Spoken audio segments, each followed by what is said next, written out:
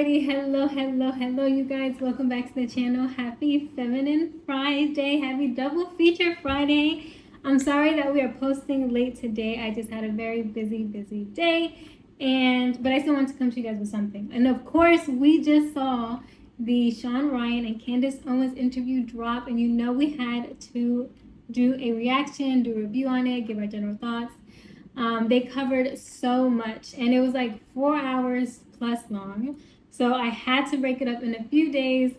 I listened to it like while I was cleaning my house, while I was on a workout, while I was, on my nail appointment. Like there was just so many gems in there, but also so much unexpected things that we didn't know about Candace. Maybe I didn't know about Candace specifically. I'm very new to who Candace is. I wasn't, as you guys know, for those who may not know, our new viewers, thank you for tuning in with us today, by the way, and thank you for our repeated viewers.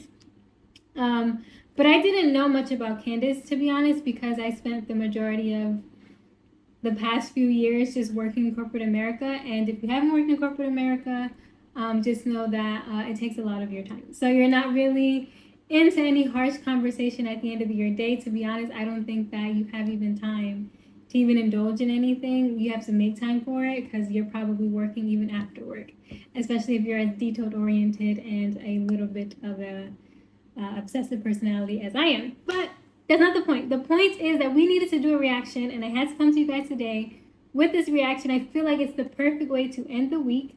And then do remember, after this, we're going to be doing our double feature. So we have this video of our weekly recap, trending news. This is definitely trending, so we're going to be talking about this. And then we have our Love Actually series, which I think you guys are going to enjoy this one. I think you guys enjoyed the ones that we've done so far. But this one specifically, instead of reacting to, for the next episode, just disclaimer to be clear, instead of reacting to a new movie that came out or a classic, we're going to actually be reacting to a real couple. And what better fitting couple to review, to talk about, than Candace Owens, Candace Farmer, Mr. and Mrs. Farmer. Sorry, George Farmer and Candace Owens Farmer, whatever, I don't know what her legal name is.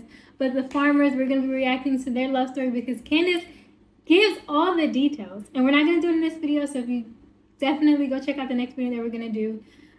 She gives all the details on how they met, how they got married, their love story, and overall the happily ever after that they live today.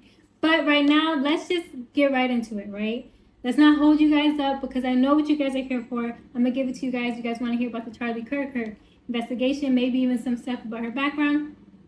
We're going to get into it. But before we do remember to subscribe to the channel, turn on your post notifications, and do like the video, especially if you guys are getting a lot of value out of this, especially if you guys want to hear someone, I want to say innocent bystander, right?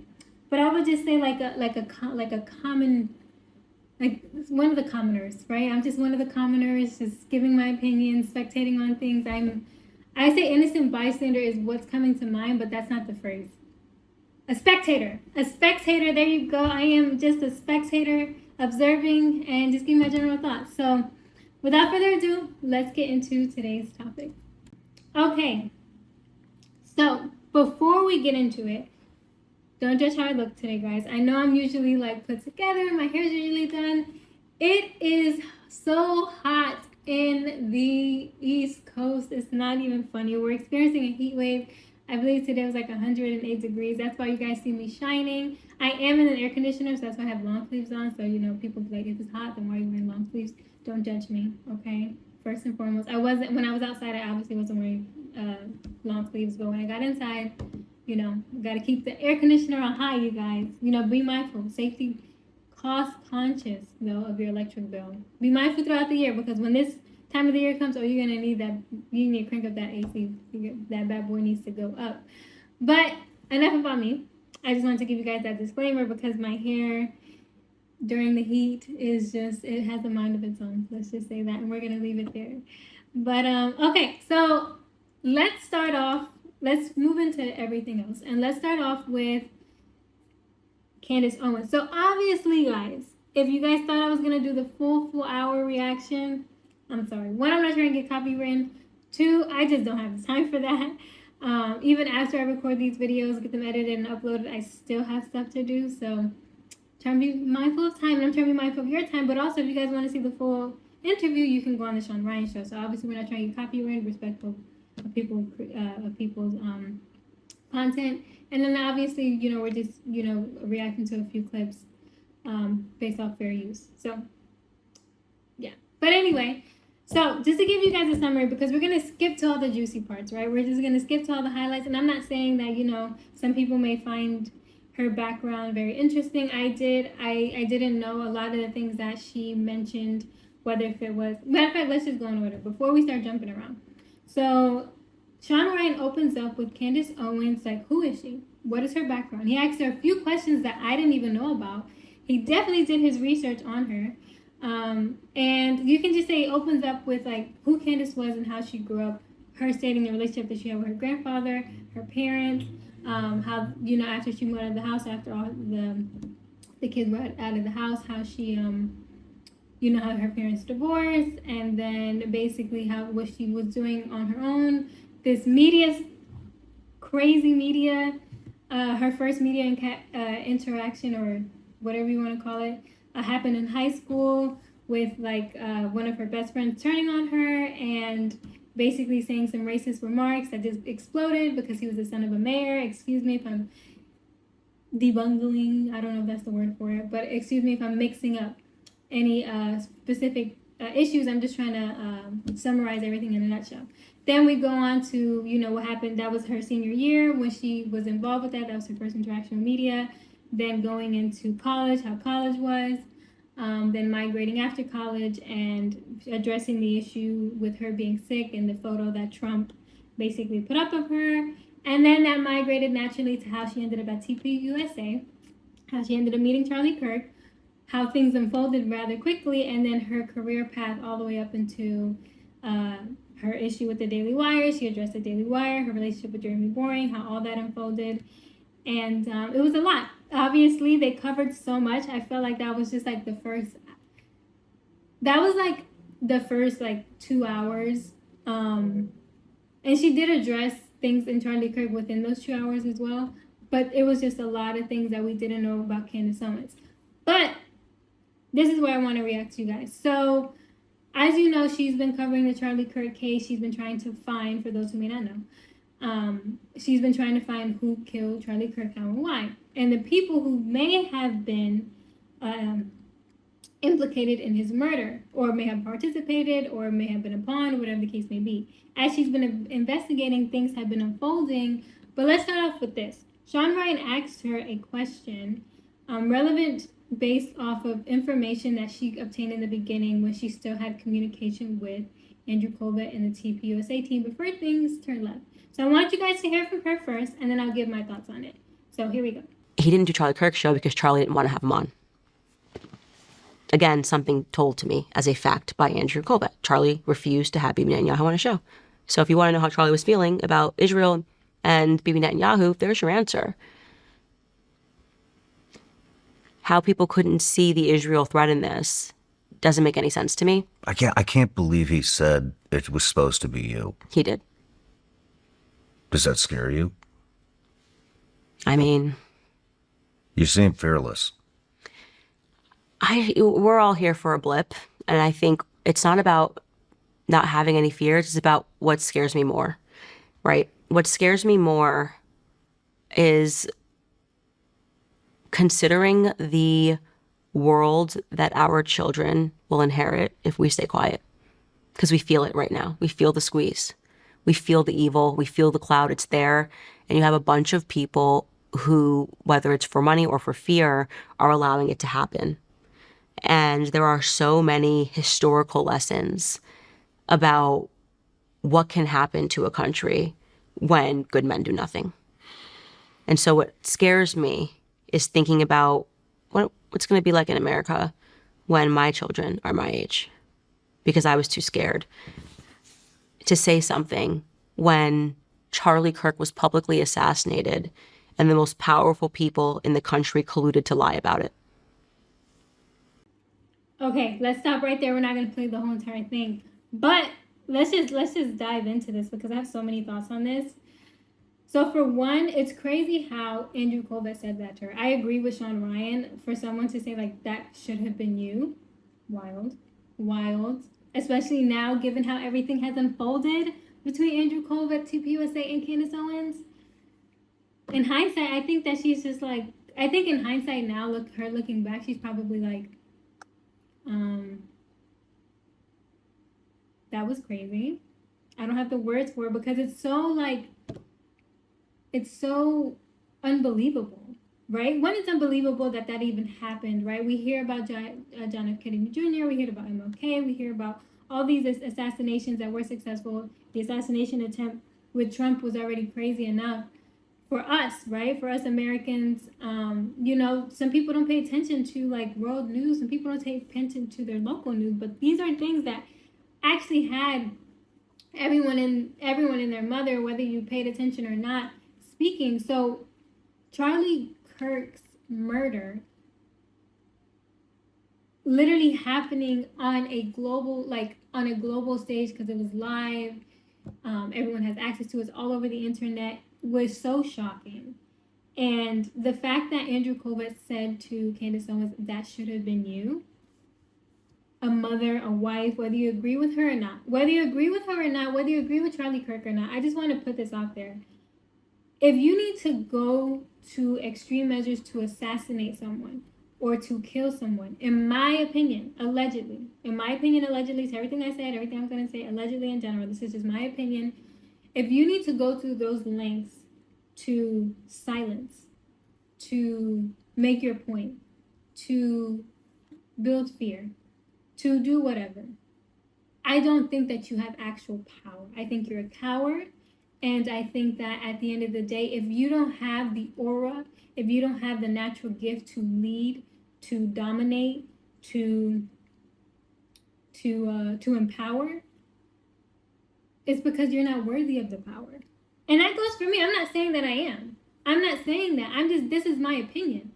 Like, I'm not saying that I'm worthy of power. There's so few people that are actually worthy of power. And so a surprising fact, most of the people who are in a position to empower people, to influence people without bringing about violence, they don't want to lead. They hide in their shell. Maybe they'll give their comments here and there. Maybe they'll even be vocal. But when the opportunity comes for them to step up and take power, oh no, they're like, no, that's not for me.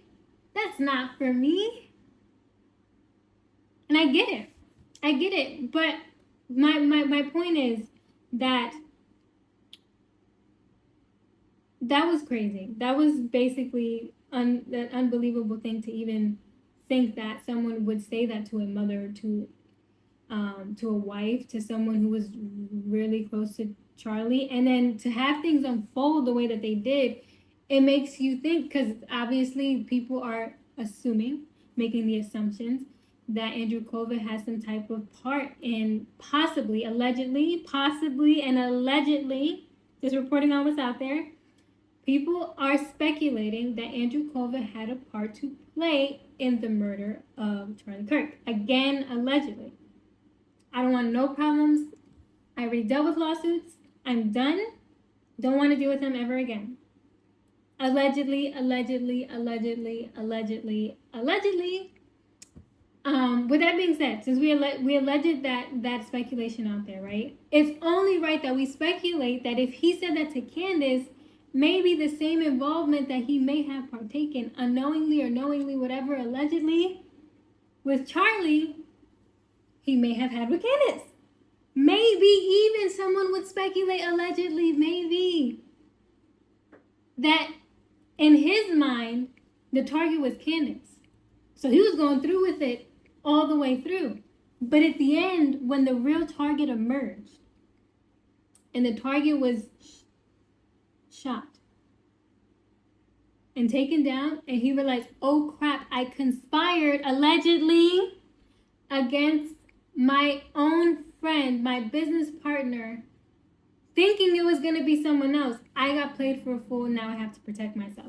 That is just my general thoughts, guys. That is just my opinion. I'm not saying it is facts. I'm not saying it to discredit Andrew Colvett. I'm not saying to discredit TPUSA. I'm not saying to say that they have any involvement. This is just me speculating.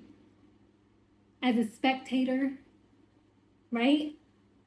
Because I think it's a very interesting comment to say to someone. That's not something that you say to someone, I think, like, ever. Even if, like, honestly, I'm sorry, but even if you were gonna participate or play a part in the assassination of someone allegedly, you guys can see me say it a lot. I don't think you would say that to them. I don't think, and if he did, whether you did, I don't know. We don't know if he had a part. We don't know if you were innocent bystander. We don't know if whatever. We don't know, allegedly. We don't know anything. We're just speculating right now. But if you did play a part knowingly or unknowingly, maybe you, whatever, right? Why would you say that to somebody? That is just the oddest thing to say. And then on top of that, you know what? We're not even going to get into it. We still got some other things to review. But before we get into the next portion of this interview that I want to get into, Candace said something that was very important. And, you know, Shawn Ryan asked her, like, are you scared? Do you have fear? And I like how she responded because I think it was genuine. I do think it was genuine. I think her obviously, if you guys didn't catch that, she basically said, like, there are other things that I'm more scared of. I'm scared to live in a world or see where the world is going and see that it's going downhill and know that this is the world and this is the country that my children are going to grow up in. And when they're my age, I'm afraid of what that world will look like. And I think this is something that we've said over and over and over and over and over again. And I just want to harp on this real quick, guys. Because to me, I can't tell you guys how much I align and agree with that. Whether you agree with Candace Owens overall, whether you're a fan of hers, an enemy of hers, you dislike her, I think when it comes to the betterment and future of the youth, of children, this is something that we should all be, like, putting our focus on, that we should all be aligned on. Because I'm concerned about the future of children. When you have a world that goes unchecked with people who commit crimes against humanity, such as sex trafficking children, such as MK Ultra, such as, kidnapping, war crimes, egregious things to little children, whether if it's for sacrificial stuff allegedly, whether if it's for their own pleasure, it's all disgusting, it's all inhumane, and it all needs to stop. And the fact that, like, we reached this point and it's getting worse with all the exposure that's coming out there because it's going unaddressed and it's going unchecked is not a world that I would want my kids, that I want my nieces, my nephews, my friends' children, my business partners' children, any children strangers' children, any child. I don't want any child, any person coming up, teenager, youth, young adult, to go into a world that necessarily doesn't give them any hope. You already have concerns about AI and taking away human autonomy. You already have concerns about these horrendous crimes going unchecked. It's like, what more does it take for us to want to stand up and do something, stand up and say something, stand up and make a difference? And I don't know much about Candace, and I'm getting to know her views a little bit more and stuff like that. So, this is not me saying, like, hey, I'm a fan of Candace, I agree with everything that she's saying. No. With that specific point, I think that we should all be aligned. I think that we should all be unified in saying, like, hey, we may not agree in 99% of topics, but when it comes to a better future for children and for humanity, we should be aligned. It should be no questions there. That's just my take. I think that people could put their pride aside, put their differences aside, and understand that there's greater things outside of themselves that they can serve a purpose for. Like, oh, if you're not on my team, you're not with me. If you're not with me, you're against me. I'm sorry, with all due respect, shut up. No one individually is that important, and no one's individually more important than the future of humanity, let alone the future of children. And if we don't do something about it now, I'm afraid it's going to be too late. So I'm putting my pride to the side. I'm putting my pride to the side, my knowledge, my lack of knowledge, anything to the side to say, like, hey, who do I have to partner with? Who do I have to work with that's aligned with truly creating a better future for children? because that's what's important overall. I want my nieces, my nephews, I don't have children yet, and God willing, one day I will. But I want the children that I encounter, strangers' children, the children of my family, my friends' children, people that I may encounter in business, old colleagues, old co-workers, any children, I want them to have a fair chance. I didn't grow up in the most perfect way, and obviously we were very in the dark with everything that was going on in the world, because we didn't have social media the way that we had it growing up. I was kind of in that phase where technology was coming about very quickly. I was born in 97. Like, I really don't care if that ages me. Like, I love myself and I love my age, and you guys should honor every step that you guys are in. But I know some women don't. I'm just not one of those women. But I was born in 97, so, like, I got to experience, like, kind of like the old school way of going outside, making friends, laughing, but got to see all the technological, advancements that were going on merging into the 2000s and then the early 2000s and all the way up until we are now. So it's been a privilege, but I got to see the world change in so many different ways. And if we can just understand that there's a lot of benefits to the advancement of technology, to, social justice, there's a lot of advantages to that, but there's also a lot of great things and advantages to how things were done back then. And I think that if we logically just set our pride aside, set our preferences aside, and look at things objectively and say, what truly is better for the average person, for the average child, for the average human? What will progress us forward long term that doesn't destroy us physically, mentally, emotionally, spiritually, and overall? And maybe there's another category that I'm missing, whatever, right? I think that's how we should approach things. And I think that, it's going to take people, good people, to truly just get out of their comfort zone, get out of their shell. Even people who may not be so good, and I'm not gonna say may not be so good, because we're all sinners, right? There's no such thing as a perfect person or anything like that. We all have opportunities. But if there's someone who's willing to stand up and truly make change, and truly do things that are good, and truly just like move a path forward that is truly an ideal way that almost everyone on the earth that is good people, or everyone who is a good person on the earth can agree to move forward, then I think we can make it happen. It's gonna take us just putting our own desires aside, our own selfish needs aside, our own pride aside, even maybe our own preferences aside, and collectively think about the bigger problems objectively.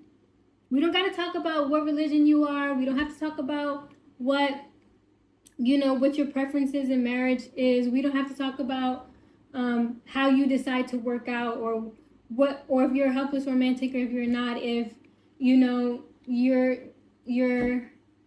rich or you're poor. You know what I'm trying to say? Like, we can put those differences aside. If you're competent, capable, and willing, and respectable enough to yourself and others, and can come to the table with no ego, with no pride, and look at things objectively, at least on the issues that would affect everyone, regardless of their personal stance on certain issues, whether if it's religion, whether if it's finances, whatever the case may be, and truly have a conversation, and then have that conversation drive true change, then I don't know why we can't do it. In my head, it's like so simple. It really is. But what's complicated about this is that there are people who rather live divided because of their egos, instead of putting things aside, at least for specific issues, right? You can go to killing each other when it comes to religion. You can go to killing each other when it comes to whether it's capitalist or socialist, whatever the case may be. But overall, like, should we be educating our children? What should we be educating them on? Should we be giving programs and opportunities? Should we be stopping people who are trafficking them? Should we be holding these people accountable? Those issues, I think collectively, regardless of where you stand on other issues, you'd be like, yeah, I think our kids could get educated. Absolutely. I think that we should educate them on the basics of home equity. Not home equity, of home economics, of, I'm getting super passionate, of finances, of how to garden, of how to cook, of how to clean, of how to be like just a good person, of communication, of understanding, of how to read, of stranger danger. Don't talk to people on the internet that you don't know. Don't go into someone's van, all this other stuff, like basic things, right? I think that we can agree on. Let's get back to the basics, I think. But you know what? I just went on like a whole, like almost 20 minutes. of me just like going off the mouth, right? So let's get into this other portion of the interview that I want to talk about. Without further ado, let's get into it. Everything has been strange. Most of all, his wife. And watching there's this almost subhuman answer that they are trying to provide, which is, well, we have money. We have power, so just get in line. Okay, so disclaimer, I know I didn't get a disclaimer before about the part that we were getting into. Candace is about to like unleash her genuine thoughts on Erika. I think Candace has been very vocal on her show when it comes to this. I think Candace, has not held back when it comes to certain things, specifically with Erika. That's why she is receiving the backlash that she is. But I think it's good for people who may not be keeping up with this, or in general, to understand like her laying it out in like layman's terms, her view on Erika. We got a little bit of it, but let's continue. Like that's gonna be the cure here for all the skepticism, is just to apply more money, more influencers, more attacks on the people who are looking into it. I mean, Turning Point USA attacking Joe Kent. I mean, it's just for trying to investigate whether there could have been any foreign ties. Think about how bizarre that is. Oh, I know. And what's more bizarre is that they don't recognize it as bizarre when they do it. What's wrong with these people? The social IQ there is something that disturbs me. Their inability to understand that what they're doing is going to register to the public as remarkably suspicious. Case in point, did no one tell you that you shouldn't be on a Zoom call laughing about emojis 6 days after your husband got killed? Does someone have to tell you that? What has been rinsed out of you that you don't recognize that there's something deeply wrong with that? To get onto a Zoom call 11 days after he's been assassinated and say, we're moving on with Turning Point 2.0. My husband is dead, not to be morbid, but he's dead. That's acceptance. Do you think that she had something to do with it? She was complicit? Or we were talking about this earlier. I came here from Boca Raton, Florida. It's the shallowest fucking place on the planet. You see 19-year-old girls with 76-year-old men every single day playing tonsil hockey and more, and that's just what that place is. Do you think that maybe when they met, she was, she just saw a paycheck, and she's a narcissist and had no feelings, no love, no nothing for him, just wanted to marry into a guy who's making $150 million a year? Even if everything you just said was true, she was motivated by money to marry him, she didn't actually love him. Let's even add that she hated him secretly, right? When someone dies like that, you still have a human reaction. Mm-hmm. So who would you say is his arch nemesis? We're going to stop right there, you guys, because it got really spicy really quickly. And there was more things that got spicy, but we're not going to cover everything in this video. We're already almost 30 minutes into this, and we still have like 2 other things I want to show you guys. But I want to get my thoughts on that because it got really spicy. And I just want to say for the people out there who may be pro Erika, the people out there who may be pro Candace, I'm not taking sides here. I'm seeing how things unfold because guess what? I'm not involved in it. I don't know Charlie. I feel bad for him and I hope that he gets justice. That's what out of everything that's going on, that's where I stand. I want true justice, whatever it looks like in the end for Charlie. Because guess what? He's the only person that's living and breathing right now. Whether you're pro Candace and, I could appreciate how much she's like spearheading and pushing the envelope to get answers. I appreciate that.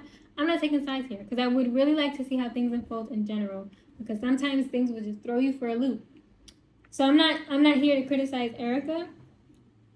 I will say, in my opinion,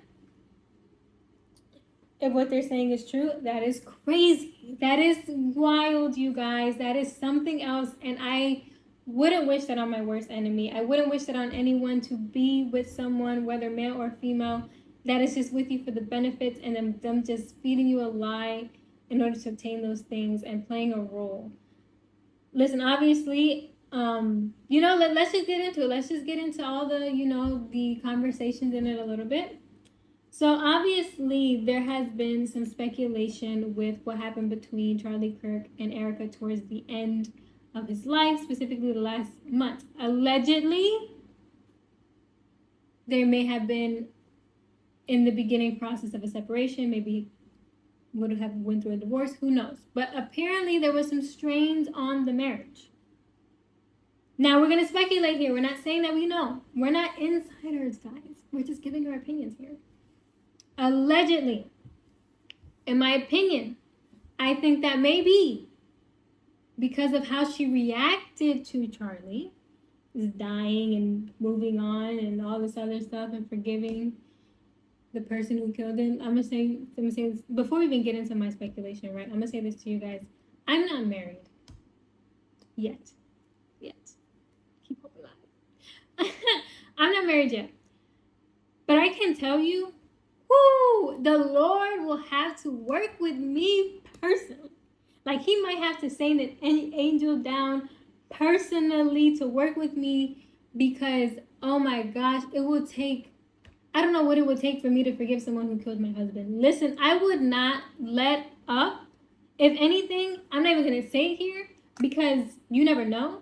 But let's just say, like, I just won't let up. I will be going in. I'm choosing my words carefully here. I'd be going in if someone murdered my husband. I'd be going after everybody verbally in whatever ways the law allows, right? Off the wind. Pressing everyone, especially like, listen, if I'm with my husband, his duty is to protect me, right? Obviously. But you have eyes too, girly. So if you're, I'm not saying she was with him. Obviously, she wasn't with him. So we're matter of fact, we're gonna bypass that. We're gonna bypass that. Whatever, right? Leave that alone. But if I was in the same situation as Erika, allegedly, not hoping that was not the case, and I find out that my husband was murdered, the security team failed, his staff failed, the people around him failed, everyone who was there failed. I would be, I'd be ripping everyone to pieces verbally in whichever way the law allows. Like, we get justice for my husband. Oh, without question. I don't care if it's this alleged person, the security team we beefing with the staff that was there. I'm beefing with the alleged shooter. I'm beefing with the actual shooter that we're going to investigate happened. I'm beefing with everyone. No one is going to hold me back. No one, like, I would not have, like, I'm going to listen to you guys. I'm usually very composed. But when it comes to the people I love, if you mess with them, listen, you will see a whole different side of Sharon. That she'd be like, is that really Sharon? No, that's not Sharon. That's not Sharon. You don't want to find out. And I could see that's why the energy that Candace has. But you know what? We're going to digress from that. Let's get to the speculation part. Get you back to the original part. To rewind you guys back, we were talking about what they commented on as far as if, she faked love for him. If she was just playing a part to obtain the benefits. And I was saying that allegedly there was probably some strains in their marriage and there was probably some threats or the beginning in his last couple months of a separation or possibly a divorce that was going to happen between them. And I would say this is me speculating. There's only but so much and but so long you can keep up and act. Whether you're a man, whether you're a woman, who you are naturally will come out. If you love this person or not, it will come out. So it's important for you to be honest about where you stand and not get into something just for the sake of getting into something, just for the sake of benefits. Like, listen, Shawn Ryan mentioned this, that small anecdote about that there's women in a certain area that are pretty shallow, that they just care about money and, they'll be with older men, blah, blah, blah. We're not here to judge people. And you know what? To each his own. Right? But I just want to say for people out there, Ideally, don't be with someone that you don't love. Don't be with someone that you secretly hate. I don't care how long you can put on a facade. Eventually, something's gonna split. And if you're in a situation, and this is for the person on the other side, the person who genuinely cares about this person, the person who wants to make it work, listen, be careful. Be careful, be careful, be careful, be careful. Because people can play a role to obtain the things that they want from you. And then in the end, listen, there's been times where people have lost their lives. Not maybe in the sense that Charlie Kirk has, but sometimes there are husbands and wives that murder their spouses to obtain the benefits because they don't no longer want to deal with them. Sometimes they never loved them and they're cheating behind their back. Sometimes, you know, the story just gets deeper and uglier and uglier and uglier. And you know what? It's too common. It's so common. That's why I'm not in a rush, you guys, to just like say willy-nilly and just get married and whatever. Because you can love the person. Ooh, listen, you can love the person deeply. But it needs to be reciprocal for it to work. Truly work. To have long-term happiness, a healthy love, it needs to be reciprocal. It needs to be mutual. This is my saying. Some people disagree with me, some people don't, but this is what I say. If love is real, and we're talking about romantic love, there's different variations of love with family love, friendships, you know, passion. When I say passion, I mean the passion for something, whether if it's art, whether if it's music. Those are different kinds of love, right? We're specifically talking about romantic love as far as, you know, marriage and companionship. Specifically, you know, with two people in general. I say,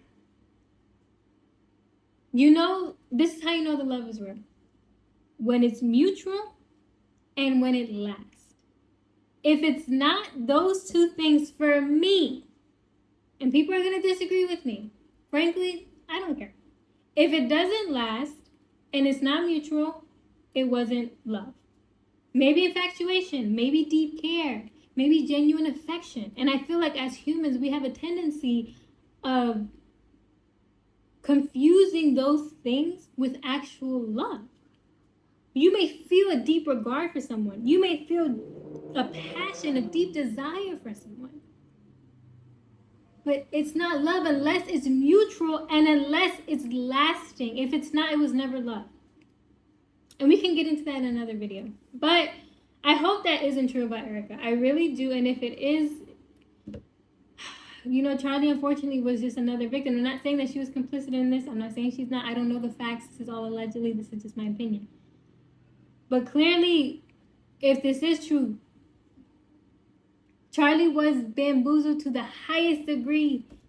And he paid the ultimate price for it. The loss of his life and the loss of being a father to his children for the rest of their lives. But we digress. All right, so let's move on.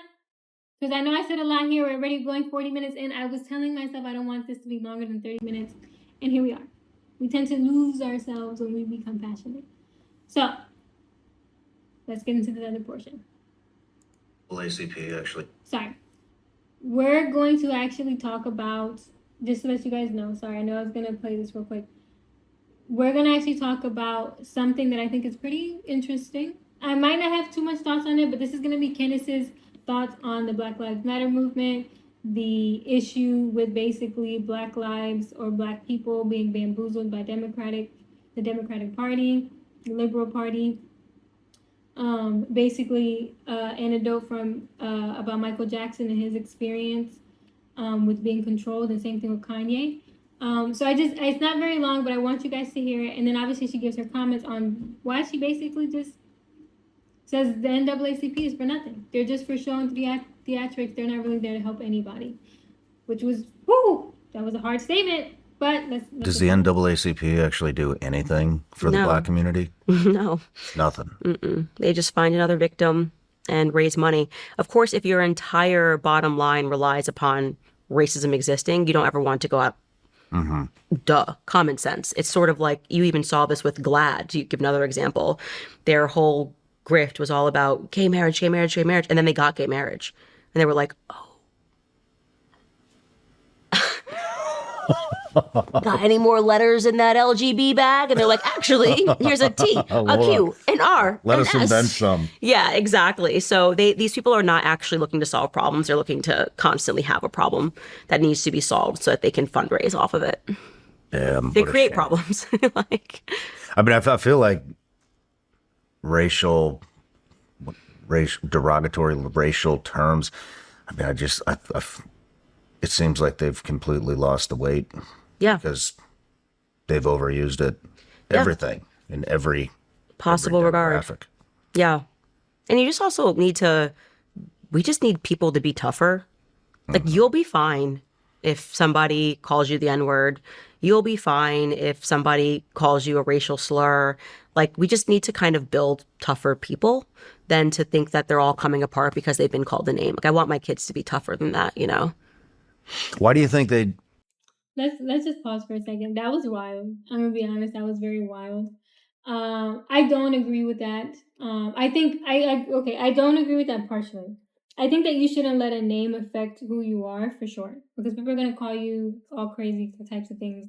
You can control other people, but I think it's also important that we just don't like excuse that kind of behavior either. Like, words can start a lot, and I think people need to understand that there's power in the tongue, there's power in words, and there's power in the things that you say. So be mindful of what you say, especially if you don't want the consequences of what to come after. People can say what they want, but people can react the way that they want, and maybe not be the way that you want. So, but I do think that it's important that we address both sides. Yes, I think that people should be tougher and not let words affect them. I also think that we should be mindful that words do have power, and it can dictate or at least start something for the better, for the worse. So that's just my thoughts on it. Let's continue. Do you think it's for the money, the donations, whatever it is, like the 100%. NAACP, or do you think it's bigger than that? Do you think, I mean... It can get bigger than that. The divide and conquer. Absolutely. BLM was that example. I mean, when they get going, they can cause people to be at each other's throats, warring. They will cause a civil war before they get people looking at the corruption of what they're doing. And that's been tale as old as time. Who do you think they is? They is a lot of different people. Well, it depends on what we're talking about. You know, there's totally different categories of topics that I cover on the show. You know, I think the biggest issue that we have right now in America, without question, is Israel. Mm-hmm. And the satanic people who support what they're doing. The bloodthirst, the control, they behave like a mafia. And I'm talking specifically about Zionists. And sometimes people will say, well, when you say Zionists, you mean Jews. I want to be very clear. The Judeo-Christians can be some of the most toxic, gang-like people who are part of the same apparatus. So you actually can't isolate it. Mm-hmm. But I have found, which has been the experience, I think, of a lot of people, especially over the last year, this is a gang. This is a mafia. This is not normal. What they did, the pressure they put Charlie under, what they did to me, what they're currently doing to Megyn Kelly. I mean, Megyn Kelly, I think, is probably the greatest example. What did Megyn Kelly do? Like, Megyn Kelly was like, I'm a Zionist. And they were like, we don't care. You say something about Tucker Carlson right now, or we will destroy you. And you. That's a mafia. And you. Yeah. And me. That's a mafia. That is, you are with us or you are against us. And I faced that, obviously, in my own life and saw that, and I called it out for what it is. And it's, by the way, we're late to the party. Michael Jackson was trying to say what it was. Kanye West was trying to say what it was. They lived through this mafia. And finally, we have people understanding that. What did Michael Jackson say?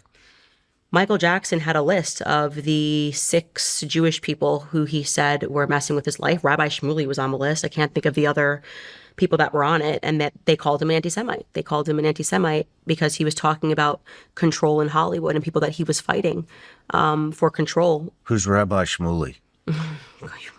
He's just a crazy, crazy, deranged human. Am I supposed to know him?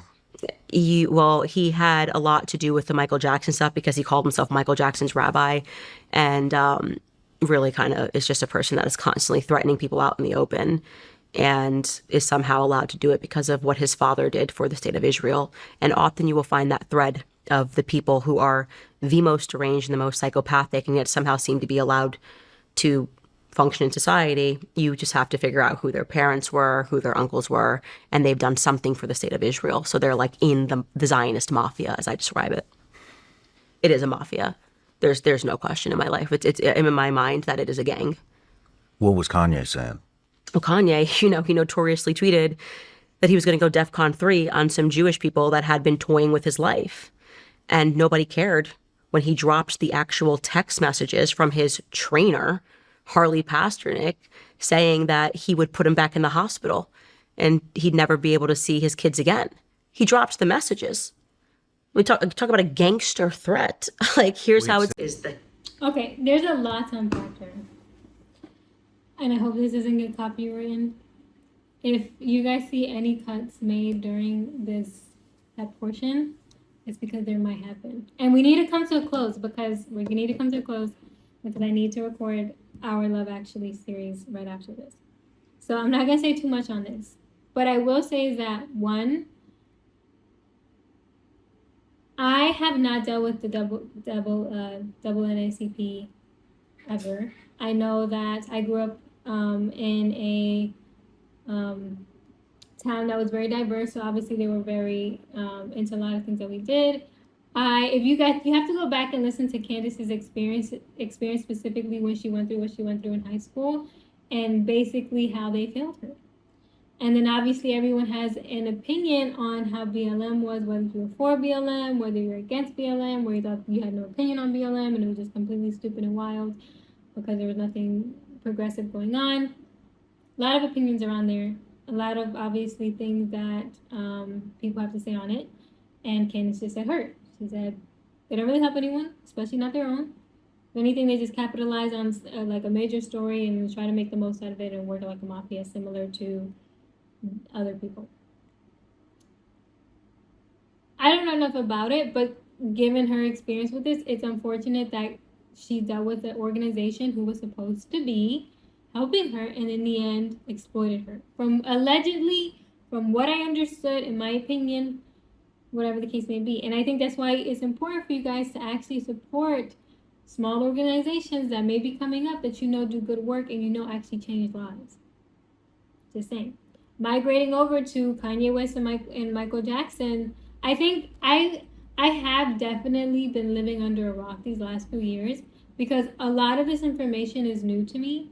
There's certain things that you hear, but you don't hear it in that way. You hear it from different outlets. Maybe you see a headline, but you don't pay attention to it because obviously it doesn't really affect your life. But when you hear people talk about these stories, whether it's Michael Jackson and what things that he was battling and how that can possibly affect the average person, whether it's Kanye West and that whole spiel that they did a few years ago with him going crazy and all this other stuff. And like she said, that was a mess. I remember that. I vividly remember that there was a tweet that he said something surrounding that, and I'm assuming that was the exact tweet. And then everyone kind of just like said Kanye was crazy and brushed it under the rug. And I didn't know what the Truman Show was. I was so like out of touch with certain things because I was focused on my own life. And here what I want to say to you guys in a nutshell. I think it's important that we step outside ourselves, educate ourselves, and understand what's going on outside of ourselves. And I think that's why a lot of people that have money, that have a certain lifestyle, I don't think that they don't want to help. I think some of them don't even know that there is something going on outside of themselves because they're not paying attention to what's going on in the news unless it's affecting their stock portfolio. They're not probably paying attention to a lot of things because they're probably working, coming back, spending time with their families, and they just have their own routine, so they don't have the time to spend 4 hours listening to a podcast or 2 hours listening to a podcast or even 1 hour listening to a podcast. Maybe they may listen to something on the weekend. Once a week, every 2 weeks, once a month. But you'd be surprised how many people, especially people who are, you can kind of say well off, are kind of in their own space. They kind of have their own thing going on. They're very goal-oriented. They're very goal-focused. They, operate in a state of flow constantly. And most of the time when they get home, they're just trying to decompress and spend time with their family. For those who may have families, for those people who are single, they're just trying to go about the town, see their friends, have a good time, maybe meet someone. So, or maybe, you know, they're working like 14, 15, 16-hour days, 6, 7 days a week. I've been in that position before, especially in my early career when I was trying to quote unquote prove myself. And I get it. And now that I understand, and you know, I even though I went through a lot this year, and you can kind of say that I spent I had a lot of loss. I feel like God is kind of like opening my eyes to like what truly is going on, not just word to mouth, not just listening on podcasts and hearing opinions, but actually like looking at the news reporting, actually looking at certain interviews, actually doing some reading. And you'd be surprised of all the things that are going on in the world that are shaping our lives, that are maybe not affecting you individually, but they're affecting a lot of people around the world and in our country. And I think it's important that we understand that if they can make Michael Jackson end up being a certain way and experiencing certain things and trying to ruin his reputation, the same thing with Kanye, with making him seem like he was crazy. It makes me genuinely scared that what can they do to the average person when the time comes, and if we keep going on the path that we're going, that either you comply or you die. And then I don't mean like physically, I'm hoping not physically, maybe emotionally, maybe with your finances, maybe with your emotions, maybe with your well-being. We don't know. We just had so much crazy experiences happening over the couple of years, if you think about it. I feel like after the Obama like era, things just like went super crazy. We had a businessman become the president. Whether you agreed with him or not, that's not the point. We had COVID happen. We had the actual pandemic during COVID and after COVID, the social distancing, getting back to regular life, remote working, hybrid working, coming back full time, the Epstein files coming out, all this, the war starting in Ukraine, then the war starting in Iran, then endless wars, proxy wars that are happening between then, stuff that happened in China, stuff that happened in the US, things that they're probably not telling us, things that I'm probably not mentioning. We just had so much happen, so back to back to back to back in the past few years, that it makes you sit back and question, should make you sit back and question truly where the world is going. And you know what? I think it's a perfect way to end and segue into my last thing that I want to highlight of this interview. Candace is going to go into specifically what's the darkest thing that's happening right now. Out of all her research, out of all the things that Candace has reported on, whether if it's Epstein, whether if it's Brigitte, whether if it's, BLM, whatever the case may be, whether if it's cultural stuff, out of everything that she investigated, this is what she had to say was the darkest and what she thinks is the greater issue going on. Biggest issue, bigger issue that we all should be paying attention to. So let's close out with this. Without further ado, let's listen in. Across everything you've dug into, true crime, cults, criminal networks, what's the single most disturbing thing you've found that you actually believe is real? You come across some dark shit, so... Yeah, I mean, the understanding of the pedophilia, that's all real. It's all real. It's a cult worship. And it goes back to, like, they believe in sex magic. And sex magic? I just pause real quick, guys. I forgot to give this disclaimer. I probably drop it before I even say this because that was crazy. This may be very sensitive, so please be mindful. If you are sensitive to certain information, I would suggest not watching it. View at your own discretion. Let's continue. Sex magic, you could get into like Aleister Crowley, all that's real. I mean, he wrote books about it. It's not like they were trying to hide it, but these are the elites. Like these aren't people that are at the bottom. It's why I find it hilarious when people believe in the moon landings. I'm like, do you know the history of the Jet Propulsion Labs and that it was created by Aleister Crowley's acolyte, a protege, so to speak? These people wrote extensively about the sex parties they were having, that they thought they were summoning demons. They were summoning demons. I thought they were summoning demons. And they harm children. That is the world we live in. And I think that is very disturbing to have to contend with that. And the craziest part is the people that protect them. Oh, for money. That's hard to know that people I come up with in politics will look the other way for the right price. Think about that.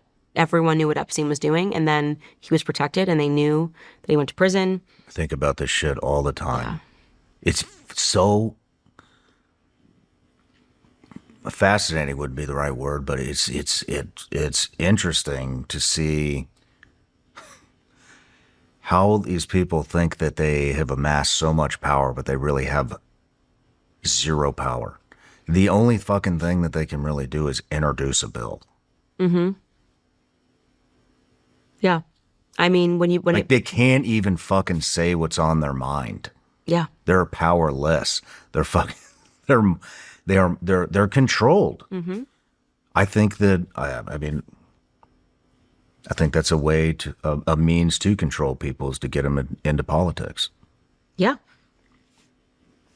They control Congress. There's no question about it. But they really think that they have fucking power. Well, in many ways, they find see it people who are pedophiles already, and then they empower them. Give them churches, give them, I was like shocked looking at the history of the Calvary Chapel Church when I was looking into like Rob McCoy. It's unbelievable how many people like are reformed, whatever, and then are not end up being reformed at all. It's a system. It's for sure a system, and that's not imagined. And you need to wake up and realize that our world is in fact being run by pedophiles. That's a fact. Mm-hmm. And if the Epstein thing didn't wake you up to the fact that it's left and right, you're still asleep. Mm-hmm. If you think that our troubles in this country are white versus black, you're still asleep. If you think it's gay versus straight, you're still asleep. If you think it's like, feminism versus chauvinism, you're still asleep. We've got way bigger problems, and these are ancient problems that we have. People that worship and summon demons and believe in the occult and do it in your face. I believe Charlie's assassination was an occult ritual. Everything about it. Yeah. She's going to get into that, and we're not going to get into all that because I wanted to just grasp on the message. The important message now that we're about to almost be an hour over on this. One, we cannot let them win. I agree with what she said. The issue is not left or right, feminism, all this other stuff. Those are just tools and mechanisms that these greater evils are using to divide and separate. The real issue is good and evil. It's heaven and hell, and we know this. And it's time for people to be like, you know what? Whether I believe in heaven or hell, whether I believe in God or not, I believe in good and evil. And for sure, this crap, excuse my language, this is crazy, and it needs to be stopped. So you know what? We're gonna end with this. We're gonna end with this right here, because that message was perfectly said, that there's bigger issues at hand, and we can't let the smaller issues divide us from the things that we should be paying attention to and they should be fighting against. So grab your swords. Right? I want you guys to be, this is my closing message to you guys. I want you guys to be training. Physically training to the point of exhaustion every single day. And that point of exhaustion may vary depending on where you are in your health journey. You may be exhausted after 5 minutes. You may be exhausted after 5 hours. Coordinate your exhaustion level to your actual schedule, and then push greater and greater and greater as much as you can each and every day. Even if you did, like, let's just say day one, your point of exhaustion is 5 minutes. You only have like 5 minutes after work or 5 minutes before work to just get a quick workout. Cool. Day 1, 5 minutes. Day 2, 5 minutes, 10 seconds.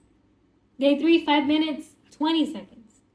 Day 4, 5 minutes, 30 seconds. And just gradually make your way up there. If you're feeling confident, maybe first day is 5 minutes, maybe second day is 6 minutes. We don't know. But I want you guys to physically get in shape, number 1. Mentally get in shape, number 2. Read more. Even if you're not a reader, listen to something educational. Listen to lectures. Inform yourself.